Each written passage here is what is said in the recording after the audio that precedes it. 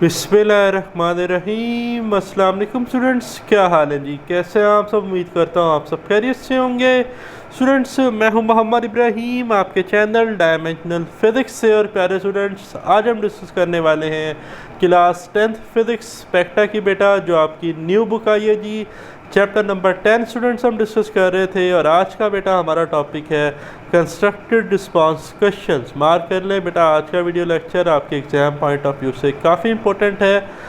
और इसमें जो जो इम्पोर्टेंट क्वेश्चन है वो भी मैं आपको साथ साथ बताता रहूँगा। जितना आंसर बेटा मैंने लिखा है, जैसे आंसर मैंने लिखा है विद रीज़न विद एक्सप्लेनेशन, ऐसे बेटा आपने आंसर पेपर में लिखना है, ऐसे आपने इसको अटैम्प्ट करना है। अगर आप एज इट इज़ बेटा ऐसा लिखते हैं तो इंशाल्लाह आपको 2 आउट ऑफ 2 मार्क्स ईजिली मिल जाएंगे। अब क्वेश्चन है 10.1, why do bridges need expansion joints but glass jar do not. कहता है कि ब्रिजेस में जो है ना वो हम एक्सपेंशन जॉइंट्स रखते हैं, खाली गैप्स रखते हैं, लेकिन गिलास जार में है हमें इसकी कोई ज़रूरत नहीं होती। क्यों? देखिए, इसका आंसर सिंपल है। Bridges expand significantly with temperature change, so expansion joints prevent damage. कहता है जो ब्रिजेस है ना, जो हमारे पुल होते हैं, उनमें हम एक्सपेंशन जॉइंट्स इसलिए रखते हैं कि एक तो उन पर कंटिन्यूसली हीट पड़ रही है, थर्मल एक्सपेंशन होनी है, और थर्मली एक्सपैंड होके उन्होंने जो है फैलना है तो वो डैमेज हो सकते हैं। तो डैमेज होने से बचाने के लिए हम उनके दरमियान गैप्स रखते हैं, ताकि अगर वो उनकी लेंथ बढ़े भी सही तो वो डैमेज ना हो। ठीक है। Glass jars are small, glass jar छोटे से होते हैं, so there expansion is negligible, तो उनकी एक्सपेंशन भी बहुत ज़्यादा निगलिजिबल होती है, और गिलास जार मुसलसल हीट में नहीं पड़े होते। ठीक है। अब इसकी रीज़न आप कुछ इस तरह से लिखेंगे, thermal expansion depends on size and material. Thermal expansion जो है वो डिपेंड करती है साइज़ पे और मटेरियल कौन सा है।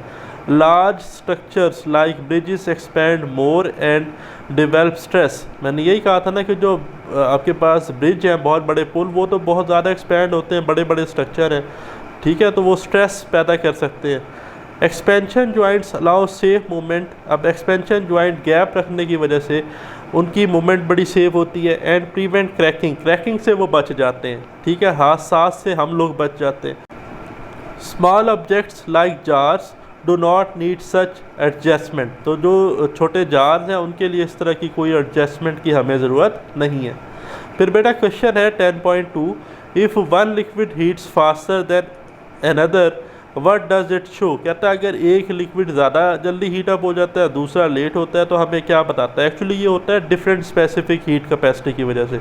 इंपॉर्टेंट क्वेश्चन है जी 10.2। जैसे अल्कोहल को अगर हम हीट करें तो बहुत जल्दी एवेपोरेट हो जाता है, लिक्विड ज़रा लेट एवेपोरेट होता है।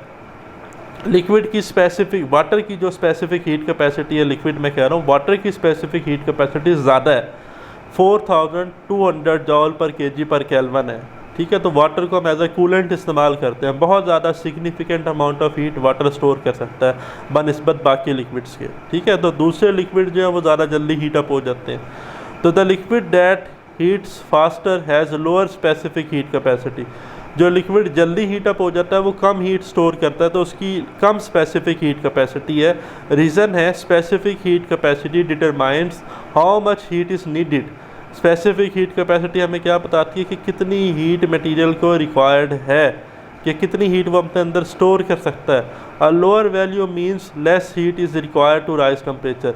लो वैल्यू होने का मतलब है स्पेसिफिक हीट कैपेसिटी की, कि हम बड़ा कम टेम्परेचर डिफरेंस देंगे तो ये हीट अप हो जाएगा। So the liquid warms up more quickly under the same condition. ठीक है, हायर स्पेसिफिक हीट का स्लोअर हीटिंग। जिस मटेरियल की स्पेसिफिक हीट कैपेसिटी ज़्यादा होगी तो उसको हम टेम्परेचर डिफरेंस देते भी रहें तो वो अपने अंदर हीट स्टोर करता रहेगा विदाउट राइजिंग टेम्परेचर। ठीक है, तो उसकी जो स्पेसिफिक हीट कैपेसिटी है वो ज़्यादा है।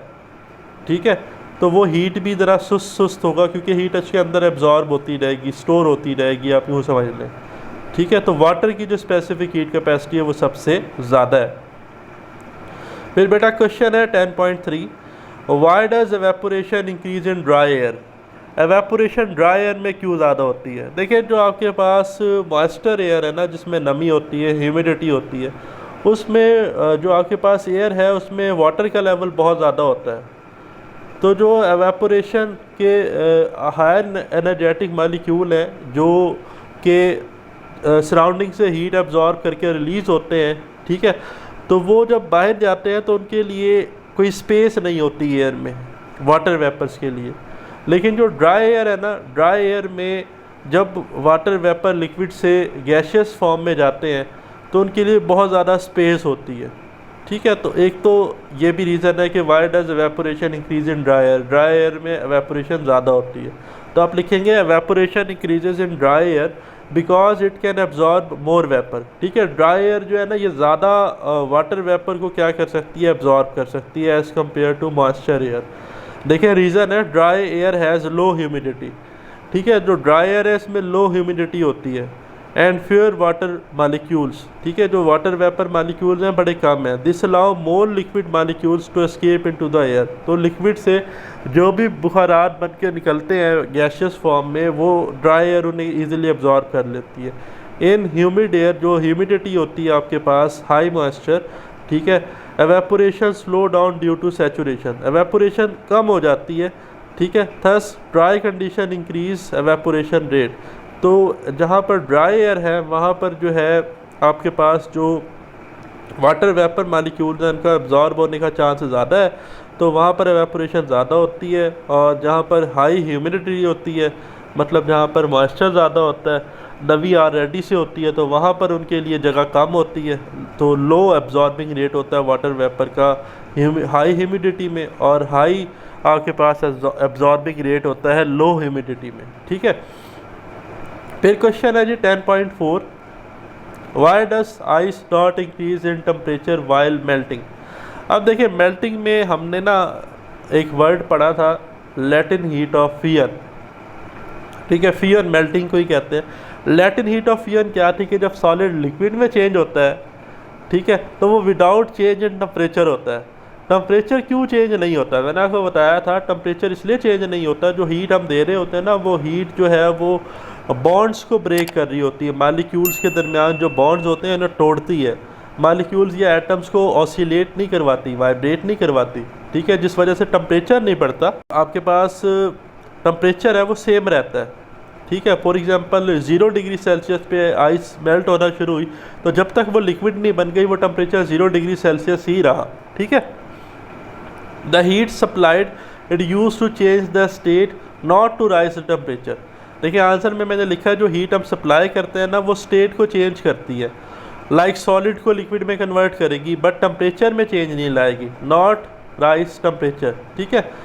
तो टेम्परेचर नहीं बढ़ाएगी। रीज़न क्या है, this energy is called latent heat of fusion. इसे हम क्या कहते हैं, लैटिन हीट ऑफ फियन।